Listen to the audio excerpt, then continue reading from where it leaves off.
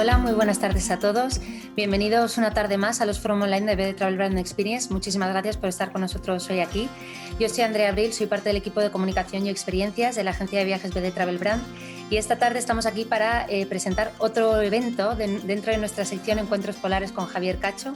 Esta sección empezó ya hace algunas semanas y ha tenido una acogida estupenda. No paran de llegarnos vuestros mensajes para darnos la enhorabuena, para felicitar a Javier por esta maravilla de sección. Y la verdad es que no nos extraña porque bueno, contar con Javier es siempre un lujo y el poder contar con los invitados que nos trae pues es una maravilla. Esta tarde va a estar Javier acompañado de David Pacheco y van a estar hablando de perros polares. Aunque creo que todos nosotros ya conocemos bien a Javier, perdonad porque se me cuela aquí la gata, hablando de perros polares, pues aunque todos conocemos bien a Javier, os cuento que Javier es físico, es investigador, es divulgador científico, es miembro de la primera expedición científica española a la Antártida. Y bueno, como os he comentado, hoy va a estar acompañado de David para hablar de perros polares. Javier, buenas tardes. Bueno, muchísimas gracias. Hoy para mí es una tarde muy especial porque para los que nos siguieron en el programa anterior recordarán que estuvieron Carlos López y José Mijares nos habló de sus expediciones. Él es un gran aventurero y en todas sus expediciones polares, en todas sus salidas a la zona por la que vive, siempre llevaba a su perro Lonchas, que falleció hace bien poco. Y entonces, recuérdate que decidimos hacer un homenaje en el día de hoy a Lonchas. Por eso va a estar con nosotros David Pacheco, que es uno para mí el mayor especialista que tiene España en el tema de perros de trineo. Y es un gran y un especialista a nivel mundial. Y nos contará cosas muy interesantes. Pero antes yo quería contaros una película. A ver, voy a contaros una película. Javier, te voy a cortar un momentito porque yo ya me voy y os dejo a vosotros, que sois los importantes, pero antes de irme quería decir dos cosas. Por un lado, que si los espectadores tenéis cualquier pregunta, nos la podéis hacer llegar a través del chat y cuando queden 10 minutitos para las 8 yo me volveré a conectar para hacérsela llegar tanto a Javier como a David. Y por otro lado, quería dar las gracias a la Sociedad Geográfica Española, a la Sociedad Astronómica y Geográfica de Ciudad Real y a la Sociedad Geográfica La Exploradora porque nos están apoyando para la difusión de estos encuentros. Y ahora sí que sí, yo ya me voy y os dejo a vosotros, Javier. Gracias. Muy bien, gracias a ti, Andrea. Sí, os decía que os quería contar una película. Una película que se ha visto muchas veces en la televisión, en cualquier canal, que se llama Eight Below, que llegó a España con la traducción de 8 bajo cero, simplemente bajo cero. Y es una película muy curiosa, es una película que trata de un grupo de huskies, claro, de ahí la razón de sacarlo hoy aquí, que van con su cuidador, con su musel, van a la Antártida a participar en operaciones científicas para llevar a los científicos en trineo a determinados sitios. Y la historia es de ellos y de esos perros. En este fotograma lo que se ve es a los perros tirando de un trineo donde va, el de amarillo es uno de los científicos que van a buscar un meteorito, bueno, una historieta de estas, pero no viene al caso. El caso es que en un momento determinado hay una grieta, diríamos, que tiene agua debajo y está a punto de morir congelado, no se pueden acercar porque la capa de hielo es muy, muy pequeña y bueno, la malla, que es el líder del grupo de trineos va por él y rescata. Y bueno, y prácticamente en ese momento comienza una sucesión de acontecimientos en la base. Se aproxima una tormenta tremenda y entonces desde la base del McMurdo les dice que la tienen que evacuar inmediatamente. Que harán en helicóptero 2 vuelos. El primer vuelo irá para llevarse a las personas y luego el segundo vuelo irá para llevarse a los perros. A los perros se van las personas, les dejan encadenados al hielo de la Antártida, les dejan encadenados a todos ahí para luego recogerlos rápidamente, para que no se dispersasen. Y efectivamente, eso fue lo que pasó. Se van, pero no pueden volver. No pueden volver porque el tiempo empeora y el jefe de la base tiene que decir no puedo arriesgar un helicóptero por salvar la vida de unos perros. Y bueno, pues es terrible, claro, el cuidador sobre todo se siente que ha perdido a sus perros, que no puede hacer nada por ellos y que bueno, que trata de, y por todo vuelve a Estados Unidos y trata por todos los medios de intentar volver, el jefe de los científicos al final comparte el dinero que le había sobrado del proyecto y consiguen ir. Y van después de haber pasado prácticamente un año y sorprendentemente se encuentran a la mayor parte de los perros vivos. Bueno, esto es una película, pero es que coincide exactamente con la realidad, con una realidad que pasó. Pasó hace muchos años. Tenemos que retroceder al año geofísico internacional, a un año en donde 12 países, entre los que no se encontraba España, en 1905 decidieron acometer una gran investigación científica en la Antártida. Entre los años 1957 y 1958. Entonces, todos los países comenzaron a prepararse. Y en el año 56, uno de esos 12 países que iban a participar era Japón. Claro, así dicho ahora a nosotros nos parece muy normal, pero fijaros, año 50 y 56, cuando 55 realmente comenzaron los preparativos. Año 55, Japón acababa de salir, de perder la Segunda Guerra Mundial, había estado bajo ocupación norteamericana hasta el año 52, habían pasado solo 4 años, y verdaderamente el ambiente que se respiraba en Japón era todavía de aislamiento y de resentimiento con el resto del mundo. Con lo cual, para el gobierno japonés era importante incorporarse bien a este programa de investigación. Y el programa de investigación en aquellos tiempos, para manejar los trineos, para hacer toda la logística, se utilizaban perros para tirar de los trineos. Eligieron meticulosamente los perros que tenían que llevar. Y seleccionaron a los perros de una raza que luego a lo mejor nos habla David de ellos, que es el husky Sakhalin, que están en las islas del norte, las islas más frías de la zona de Japón. Es un perro de trineo fantástico. Eligieron 1000. Y de esos 1000 seleccionaron 100, hicieron un cursillo tremendo con esos 100, en el cual algunos hasta llegaron a morir. Y después al final ya seleccionaron 21, que era lo que tenían que ir a esa base que sería la primera vez que Japón tenía una base. Ahí ves el perfil de la Antártida, ahí ves el punto donde iba a estar y donde está la base japonesa de Showa. Está justo en la costa y por lo tanto para llegar hay que atravesar el mar, que normalmente está muy congelado o parcialmente congelado. Bueno, pues consiguen ir. Esta es una visión moderna de la base de Showa, donde yo tuve un buen amigo que me prologó en mi libro de Lugero Ozono. Bueno, la base anterior es esta. Estos son momentos de construcción de la base. Construyen la base y dejan por fin, ya una vez que la han construido, aprovechando el verano, luego se va el barco con la logística y con las personas que lo construyeron, se van y dejan de los 21 perros que llevaba el barco, 3 tuvieron enfermedades y se quedaron con 19, perdón. Realmente se quedaron con 19. Se quedaron con 19 y se quedaron 15 hombres en la base.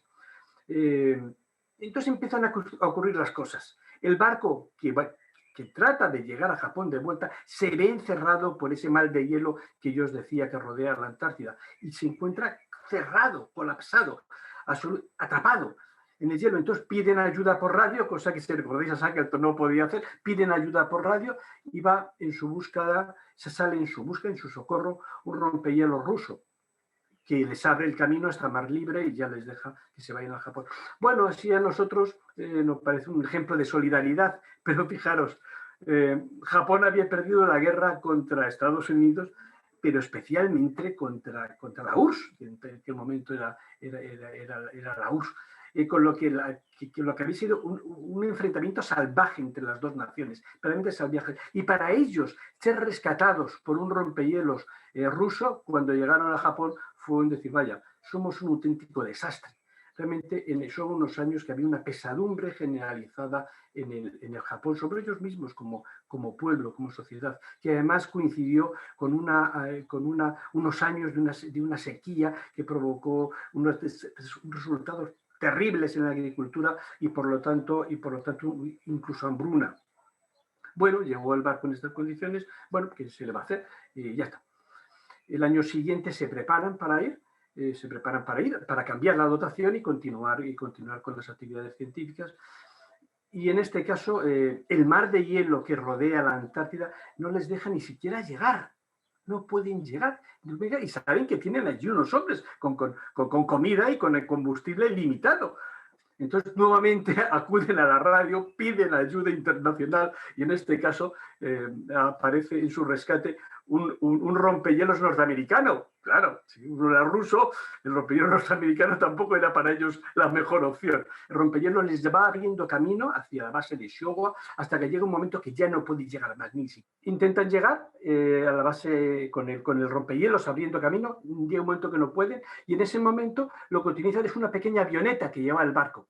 Entonces lo que deciden es evidentemente no hacer un cambio completo de personal por el nuevo para que continúe otro año, sino que directamente lo que hacen es salir. Dice, bueno, pues sacamos a las personas que están en la base y bueno, y ya volveremos el año que viene.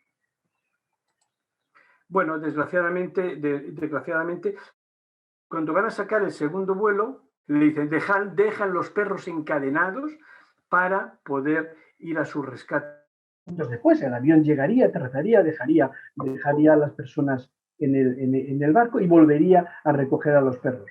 Bueno, vuelve a ocurrir lo mismo que en la película. El tiempo cambia, en los vientos entra una tormenta y el capitán del barco dice que no puede permanecer allí, no puede arriesgar al avión para que vaya a rescatar a los perros. Y bueno, pues el rompehielos va abriendo el camino al barco, el rompehielos americano va abriendo el camino al barco y se dirige llegan a mar libre y llegan a Japón. Claro, llegan a Japón, en este caso han tenido que ser rescatados por un rompehielos americano y no solamente eso, sino que han dejado encadenados a sus perros. Estos perros, probablemente no lo cuente David luego, fueron donación de las familias. No los vendieron, los donaron para esa gran empresa científica que iba a desarrollar el Japón. Y de repente se encuentran con que han dejado los perros encadenados y condenados a muerte. Y esa es la historia. Nuevamente preparan una tercera expedición al año siguiente y el año siguiente todo funciona mucho mejor. Con el barco japonés consiguen llegar a la estación de Showa. Evidentemente estaban convencidos de que los perros encadenados y en la Antártida pues habrían muerto todos. Y bueno, llegan a la estación y lo primero que descubren en la estación es que efectivamente de los 15 perros hay 7 perros que están muertos, encadenados y muertos, pero los otros han desaparecido, los cuerpos han desaparecido, los cuerpos de los otros han desaparecido y no se sabe qué ha pasado con ellos.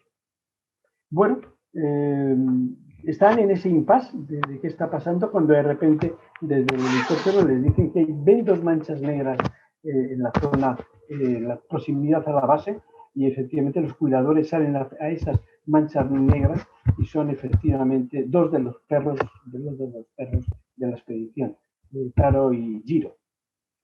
Bueno, os podéis imaginar el encuentro de estas personas cuando encuentran a los perros, pensando efectivamente que habían muerto. Bueno, regresan a Japón, todos como héroes, ellos por haber sido capaces de sobrevivir las peores condiciones climáticas del planeta y de haber encontrado en esas peores condiciones climáticas del planeta, haber encontrado la forma de mantenerse vivos. Y aquello sirvió para la sociedad japonesa de estímulo. Entonces hubo un mensaje gubernamental clarísimo, un mensaje que se transmitió a la sociedad. Si nuestros perros han sido capaces de salir de lo que os decía, de las peores condiciones climáticas del planeta, de un lugar donde en teoría no hay alimentos, se han podido alimentar, nosotros como nación, como país, vamos a ser también capaces de salir de este problema que tenían encima. Y no solamente eso, sino quizá algo todavía hasta más emocionante. Si ellos habían sobrevivido sin comerse los cadáveres de sus compañeros, nosotros sobreviviremos sin darnos codazos, sin pasar unos sobre los otros, como con lealtad hacia todos nosotros. Y se convirtieron en un símbolo. Y a partir de ese momento, Japón se llenó de estatuas y de conmemoraciones, de monumentos en homenaje a estos 2 perros, a Taro y a Jiro. El más bonito de ellos, el más grande de ellos, es uno que está en la torre de Tokio, que aquí lo vemos, en donde se ven los 15 perros que se quedaron que se quedaron allí atrapados, y fue preparado por la sociedad japonesa contra la crueldad animal para que evitemos provocar más sufrimientos indebidos a los animales. Y poco más, bueno, dos cositas. Una de ellas, el final de la película de Walt Disney terminaba con este fotograma, dedicando la película a los exploradores antárticos y a sus perros, cuyo coraje y espíritu inspiraron esta película. Y yo creo que en esa dedicación, en esa dedicatoria, también se lo podemos dedicar a Ronchas, que sus aventuras de José, Mijares y del por el Ártico hemos seguido muchos, de los que seguro me estéis escuchando, hemos seguido durante años. Y por mi parte yo he terminado y ahora debería entrar nuestro amigo David Pacheco. Yo no sé si me estás escuchando. ¿Hola? Sí, Javier, yo te escucho. No te veo, pero te escucho. Eso no importa, eso es lo que menos, eso de todo lo que menos importa, sin lugar a dudas. Bueno, pues me arranco entonces. Me presento un poco, soy David, soy simplemente un aficionado a los perros polares.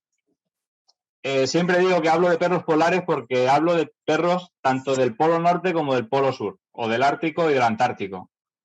Intento no solamente centrarme en los perros de trineo, sino también perros de pastor o perros de caza. Lo que pasa es que indudablemente en el Ártico es prácticamente cualquier tipo de perro se ha utilizado siempre como perro de trineo. Entonces, bueno, por eso mismo me suelo centrar en ello. Bueno, a la charla le he llamado yo Héroes Caninos Antárticos, porque para seguir con la charla que ya estaba dando mi buen amigo Javier, pues voy a seguir con los perros antárticos. Los primeros perros que llegaron a la Antártida, puesto que en aquel continente no habían habido perros, los primeros perros que allí aterrizaron fue en 1899, de la expedición de Carter Borgrovnik, o llamada la Cruz del Sur. Y bueno, llevaron allí los primeros perros guiados por un par de samios que contrataron. Y esta expedición, pues bueno, fueron las primeras que oficialmente recorrieron alguna zona, pero no fue especialmente significativo. Los trayectos que hicieron fueron cortos y bueno, queda un poco en la historia como los primeros perros que llegaron a la Antártida.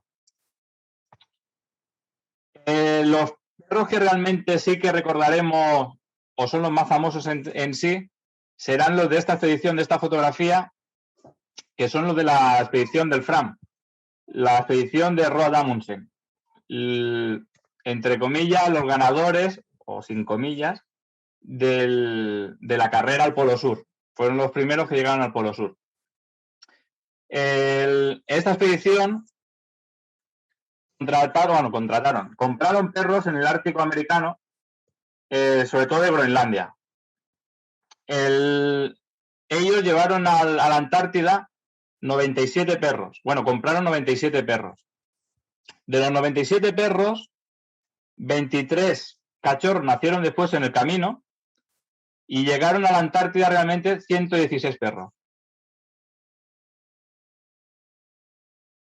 Junto con el personal, entre todos los trastos que llevan hacia la Antártida, en cubierta, y bueno, iban ahí como los pobres podían, aguantando el chaparrón, puesto que había que atravesar el Ecuador, y esa era la parte quizá un poco más peligrosa para ellos por la calor.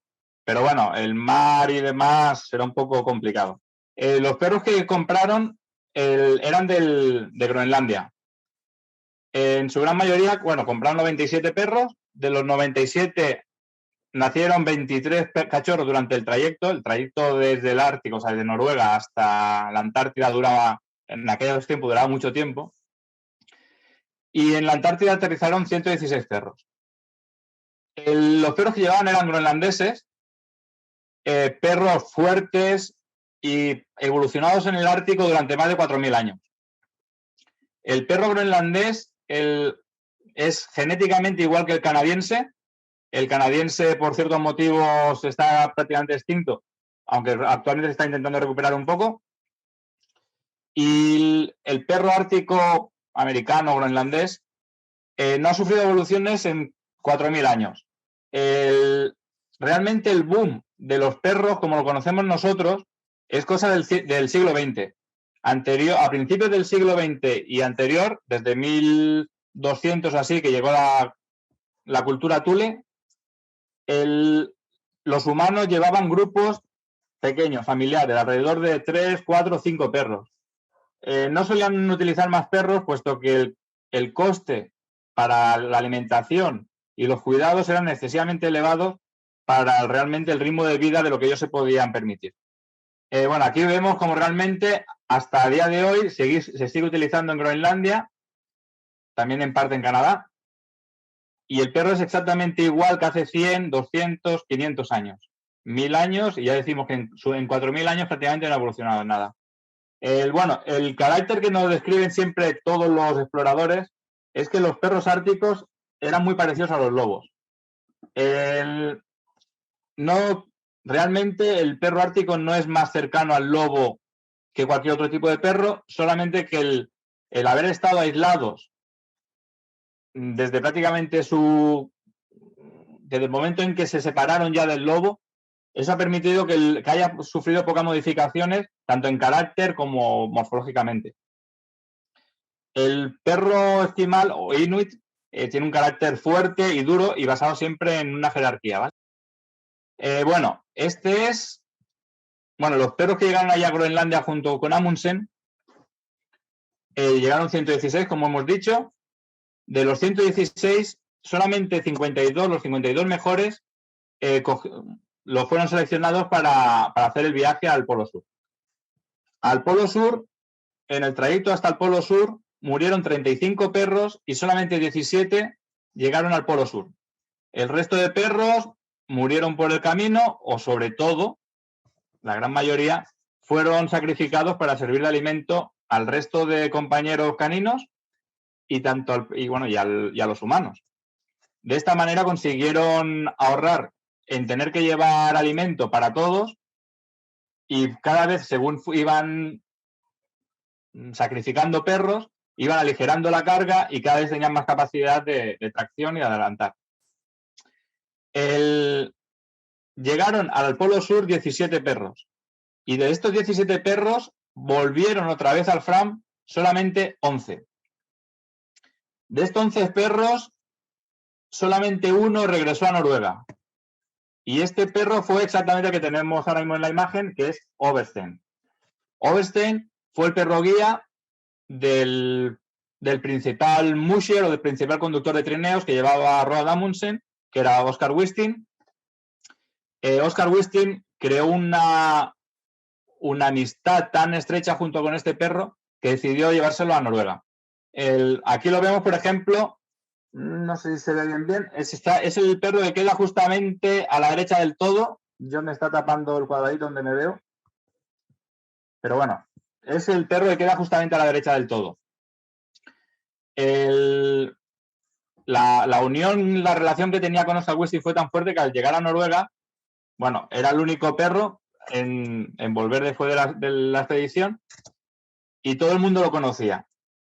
Total, que cuando llegaron al pueblo de Oscar Wisting, el perro iba a sus anchas y todo el mundo lo conocía y los carniceros lo que hacían, pues como premio con el animal, lo que hacían eran siempre tirarle trozos de carne. Total, que el animal era el perro más feliz del mundo.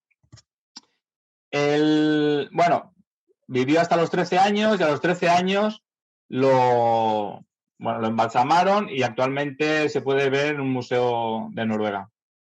Aquí vemos a Oscar Wisting con Oberstein, el perro guía. Esto es una foto ya, me parece que creo que en Noruega. Ya ha envejecido un poquitín en Wisting. Ahora vamos a cambiar de tercio. Siempre se ha visto la carrera por el Polo Sur de Amundsen contra Scott, noruegos contra británicos. Pues esta vez vamos a verlo desde el punto de vista canino.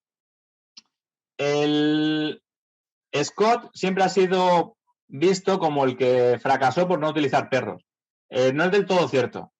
Scott utilizó perros, solamente que lo utilizó en el momento de montar los avituallamientos para después la expedición. Entonces, los perros que llevaban, Scott los compró, bueno, de hecho no los compró él directamente, él contrató a un británico que estaba viviendo en aquel momento en Rusia, en Siberia, y tenía un gran manejo de la conducción de perros de trineo. Y compró este hombre, se llamaba Cecil Meares, compró 30 perros en la isla de Sajalín. Exactamente los mismos perros que hablaba antes Javier sobre el husky Sajalín, ¿vale? En la isla esta, adelantamos, bueno, está exactamente al norte de Japón, actualmente pertenece a Rusia, antiguamente pertenecía a Japón, bueno, en una de estas peleas perdieron la isla. El husky Sajalín fue criado por, podemos decir que por dos tribus diferentes. En el norte estaban los Nipgis o Giliak y al sur estaban los Ainu. El perro Sajalín es diferente que el del groenlandés que hablábamos antes porque es un poco más pequeño. Es más del tipo siberiano, el más delgado, más ligero, más rápido que el groenlandés, pero lógicamente también menos fuerte. Este es el tipo de perro Sajalín antiguo. En la actualidad prácticamente se considera casi extinto o extinguido del todo, a pesar de que recientemente se ha creado un proyecto para intentar recuperarlo a partir de los genes que quedan en los perros mestizos de la zona. Aquí hay una imagen de los Nipgis en el norte de Sajalín, cómo los utilizaban, el tipo de enganche que van haciendo zigzag. Eso era típico de los Nipgis para evitar peleas y demás. Como curiosidad de este pueblo, podemos decir que para ellos el perro era tan importante que cuando uno moría, lo que hacían era sacrificar los perros, incinerar el trineo y a la vez que incineraban el trineo, quemaban el cuerpo de los perros y el cuerpo del difunto. De esta manera podían pasar a la otra vida, puesto que para ellos sin el trineo era prácticamente imposible poder llegar al otro mundo. Vale, esto es una imagen de la entrega de correo a principios de siglo en Sajalín. En Sajalín, los perros de trineo que compró Cecil Meares para la expedición de Scott, prácticamente casi todos se pertenecían ya al sistema de correo del norte de la isla. Entre los perros que compró Cecil Meares, compró 30 perros para la expedición y contrató a un socio, Dmitry Gerov. Este perro que vemos aquí en imagen es Osman, que fue el perro guía y el preferido de Cecil Meares. Vale, aquí lo vemos junto a Meares. En la expedición, como anécdotas del perro, cuando viajaban al Polo Sur, ya en el barco, una ola, los perros viajaban en cubierta, igual que hemos visto antes con los noruegos. Una ola hizo que se moviera el barco y la cadena de Osman se rompiera. Y de esta manera el perro cayó al mar. Con la buena suerte que la siguiente ola lo retornó otra vez a cubierta. Entonces, cuando se lo explicaron a Scott, que estaba en el camarote, lo que dijo fue que, gracias a Dios, el mar le había devuelto a su mejor perro. Aquí vemos al compañero de Cecil Meares, Dmitry Gerov, que se hizo responsable de los perros de trineo en la Antártida. Hay un poco de controversia con Cecil Meares, puesto que lo encontraron en Siberia, nadie sabe bien qué era lo que hacía en Siberia, y estando una vez en la Antártida, tuvo que marcharse de la Antártida tras recibir un mensaje. Hay historias que cuentan que muy posiblemente Cecil Meares era posiblemente un espía. Pensemos que estaban a punto de empezar la Primera Guerra Mundial y era muy probable que a lo mejor necesitaran de él. No se sabe qué es de lo cierto, la cuestión es que se marchó y se quedaron los perros a cargo de Dmitry Gerov. Aquí, bueno, los perros durante la expedición solamente, como he dicho antes, solamente se quedaron para el avituallamiento. Cuando fallecieron todo el equipo, tras llegar al Polo Norte y ver que los noruegos habían llegado, y al haber fallecido los pocos expedicionarios que quedaban, Scott y compañía, se montó una patrulla de de rescate y ahí volvieron a participar los perros. Osman era el perro guía que realmente encontraron realmente a los muertos, a los fallecidos. Aquí vemos a Osman ya después de la expedición junto a Dimitri Gerov en Nueva Zelanda. Allí se quedó hasta 1916, me parece que fue, y ya Gerov se fue. Osman se quedó entonces en manos de Kelsey, un amigo de Scott, el cual, pasado un año así, lo entregó al Zoo de Wellington, que es un zoo un poco curioso donde prácticamente casi todas las expediciones grandes acababan entregando a algún perro para quedarse allí. Para nosotros quizás es un poco peculiar el ver un perro de trineo en un zoológico, pero para ellos realmente los perros de trineo era algo muy especial, muy poco visto, puesto que realmente vivían en el Ártico y no solían estar como actualmente en las casas, y encima más que teniendo las medallas o el honor de haber participado en expediciones polares.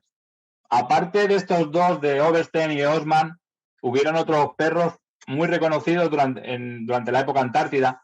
La imagen esta es de Poncho, un perro polar argentino que bueno, en Argentina es muy famoso porque recorrió muchísimos kilómetros, siempre como guía y bueno, lo reconocen mucho y es el perro insignia de los argentinos.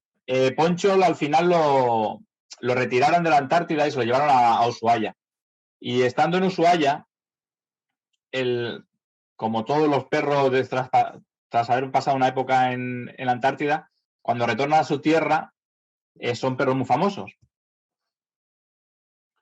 Entonces el Poncho lo conocían todos los niños y era normal que verlo por las calles de Ushuaia enganchado en algún trineo, desfilando entre la gente.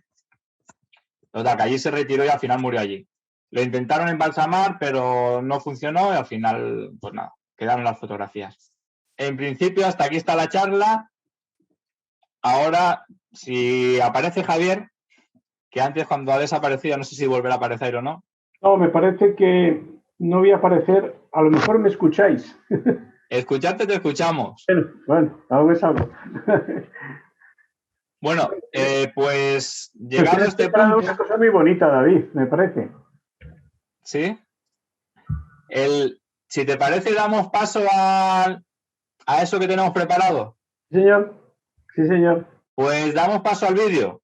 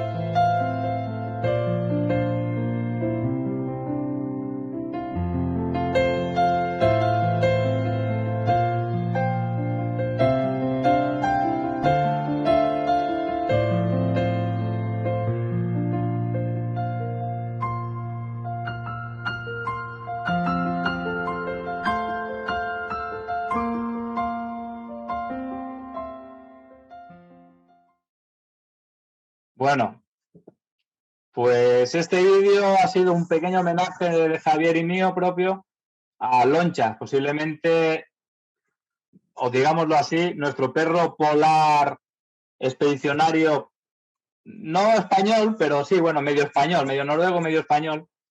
Y en honor a José y a Loncha, sobre todo, pues queríamos hacerle este homenaje. Un perro que ha recorrido durante centenares y centenares de kilómetros junto con José, y un perro que se merecía realmente por su esfuerzo y por su trabajo y por lo buen perro y el buen carácter que tenía, pues hacerle este pequeño homenaje. Javier, si quieres decir algo. Sí, yo quiero decir que me alegro de que no salía en la cámara porque estoy verdaderamente emocionado. Porque yo he tenido la suerte de conocer a Lonchas y de acariciar a Lonchas. Para mí el vídeo ha sido doblemente emocionante. Nada más, Andrea, si quieres, pasamos a las preguntas.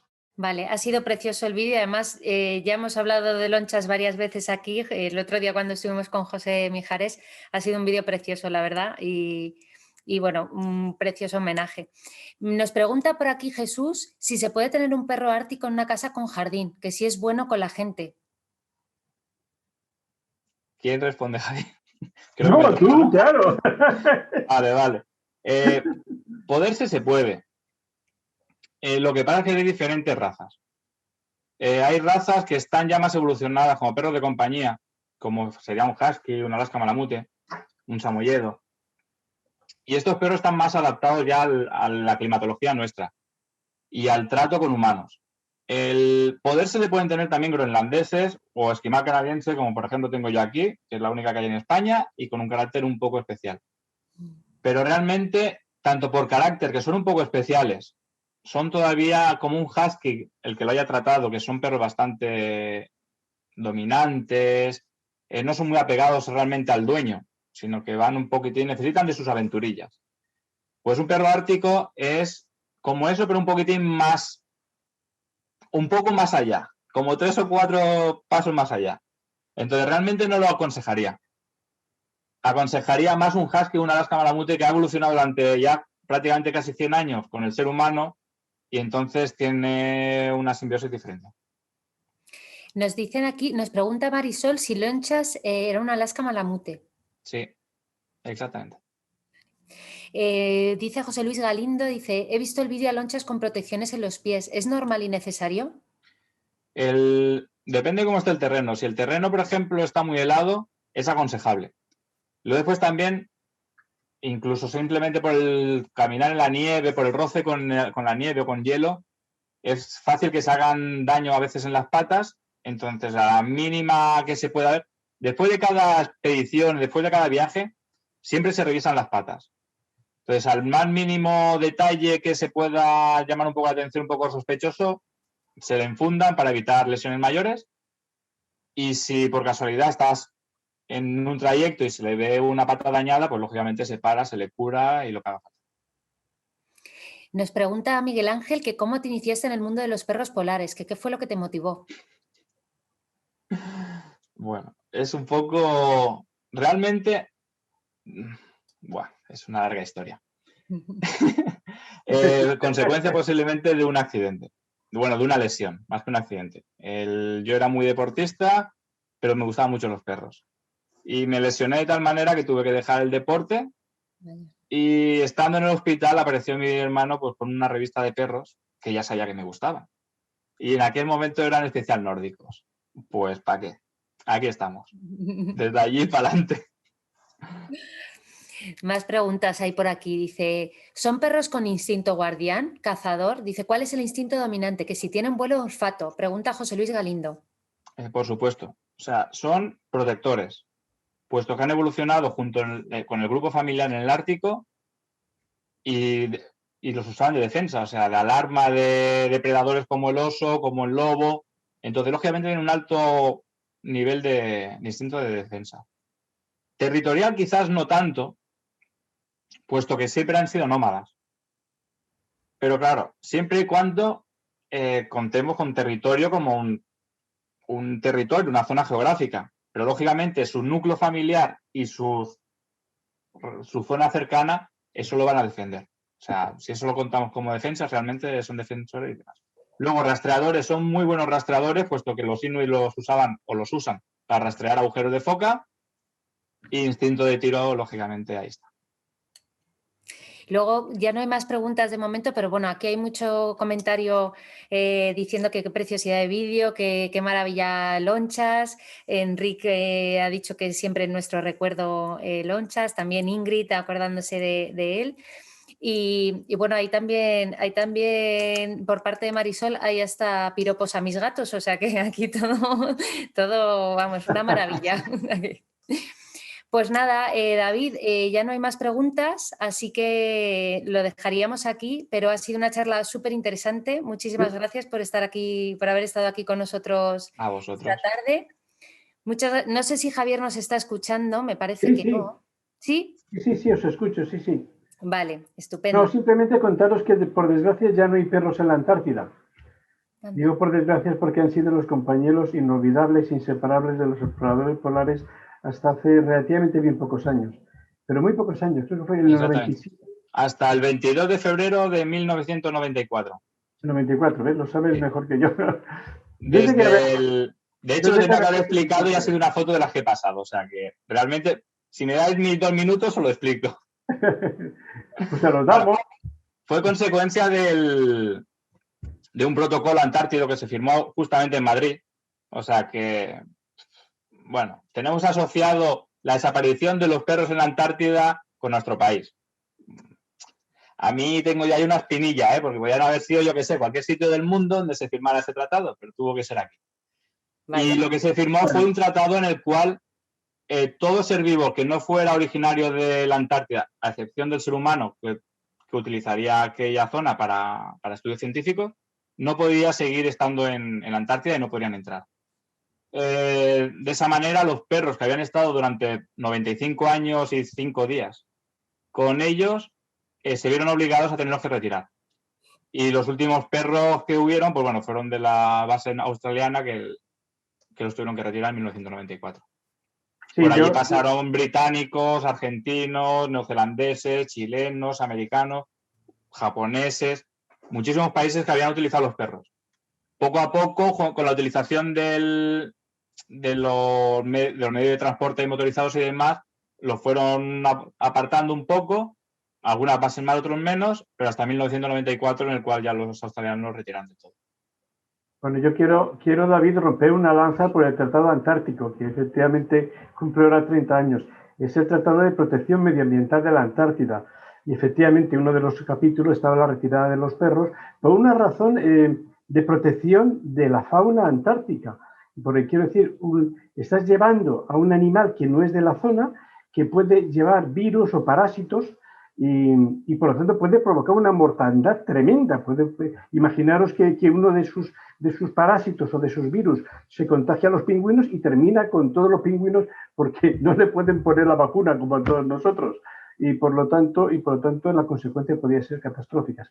Pero sobre todo el Tratado Antártico, que merece la pena recordarlo, lo que ha logrado es la prohibición de la explotación de minerales en la Antártida por 50 años desde el momento de la firma.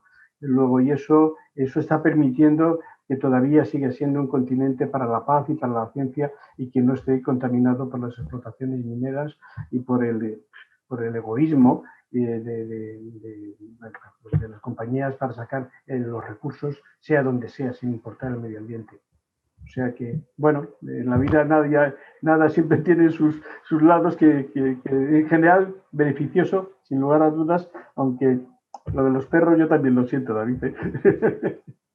Sí, de luego solamente siento esa parte, el resto me parece muy bien.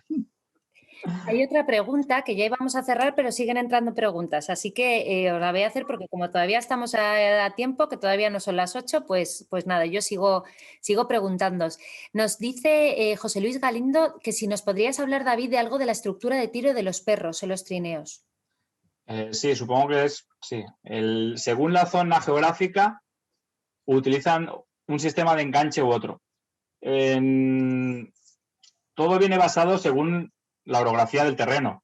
En Groenlandia, por ejemplo, utilizan el tiro en abanico, que significa que cada perro va unido al trineo con una única línea. ¿Vale? Cada perro lleva una línea diferente. Y eso lo utilizan para poder salvar grietas y irregularidades del terreno de manera más eficaz. En Canadá, por ejemplo, lo utilizan pero con una longitud de línea mucho más larga y ya es un poco modificada. De hecho, se llama abanico modificado, en el cual no todos tienen la misma longitud de tiro y es también básicamente más o menos para lo mismo. Lo que pasa es que, bueno, supongo que la orografía es un poco diferente y han evolucionado de manera diferente. También, como curiosidad, en Canadá la longitud de las líneas también era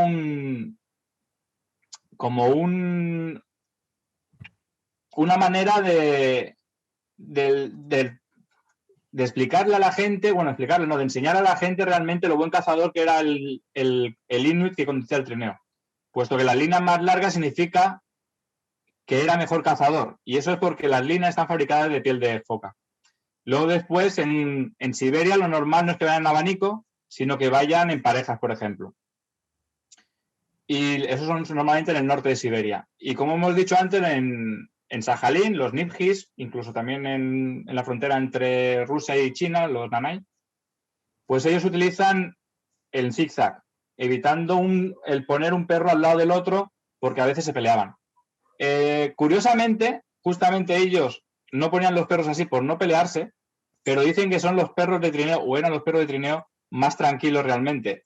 De hecho, eran tan obedientes y tan tranquilos, entre comillas, que el ejército ruso hizo uso de ellos durante muchos años, hasta que, bueno, que no les salía económicamente viable, puesto que los alimentaban con salmón, porque estos perros se habían criado siempre con salmón. Entonces, llegó un momento en el que el darle de comer a los perros salía más caro que darle de comer al ejército.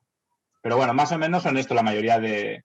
También está el sistema en tándem, que es un perro detrás de otro, que solía normalmente utilizar en la taiga, en Canadá, por ejemplo, los tramperos, para ir salteando los árboles.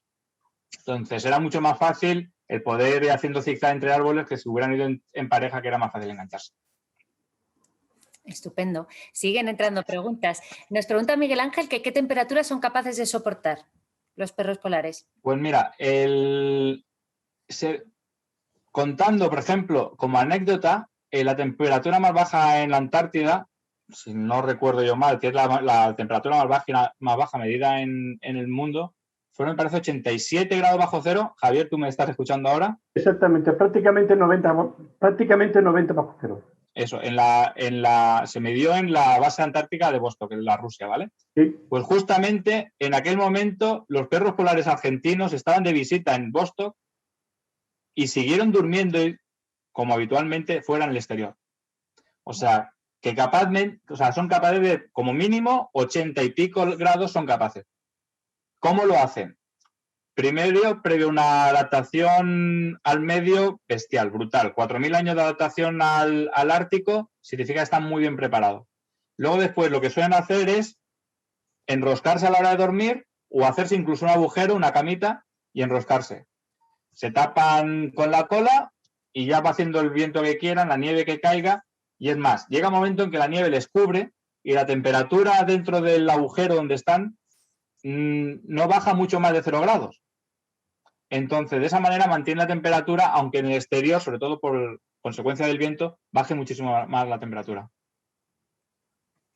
Estupendo. Pues nada, de momento ya se han quedado las preguntas, pero sí que nos ha llegado, David, muchísimos mensajes de cariño hacia ti y muchos de ellos, además, de personas que han estado invitadas también anteriormente a los encuentros polares de Javier, que están aquí. Bueno, veo a Ingrid Orlier, veo a mucha gente que digo, están aquí. Carpintero. José Carpintero también, efectivamente. Todos poniendo palabras de cariño hacia ti, hacia David. Así que, pues nada más, lo dejamos aquí. Javier, no sé si quieres añadir algo más o... No, con añadir que, como os habéis dado cuenta, David lo sabe todo respecto a los perros, aunque es muy humilde y parezca que es una cosa muy sencilla y que sabe 4 cosillas. Y después... Sé algo solo. Y después deciros que dentro de 15 días tendremos otro encuentro polar y esta ocasión va a ser muy diferente a estos. En esta ocasión vamos a tener a jóvenes que han estado en un viaje por Noruega, en un viaje de aventuras y de exploración y de conocimiento por Noruega. 15 jóvenes entre 16 y 20 años y con dos grandes exploradores, uno nuestro Manuel José Carpintero y luego Thorgeir Hitler, que es un famoso explorador noruego, y nos contará sus aventuras. Así que tendremos diversión asegurada. Pues nada, os invitamos a todos a que os apuntéis a este encuentro polar, que va a ser súper interesante y seguro que muy entretenido. Va a ser dentro, la semana que viene, no la siguiente, así que os esperamos a todos y muchísimas gracias por habernos acompañado en la tarde de hoy. Y muchas gracias a vosotros, David y Javier, porque siempre es un gustazo. Gracias a vosotros. Gracias a vosotros. Hasta luego.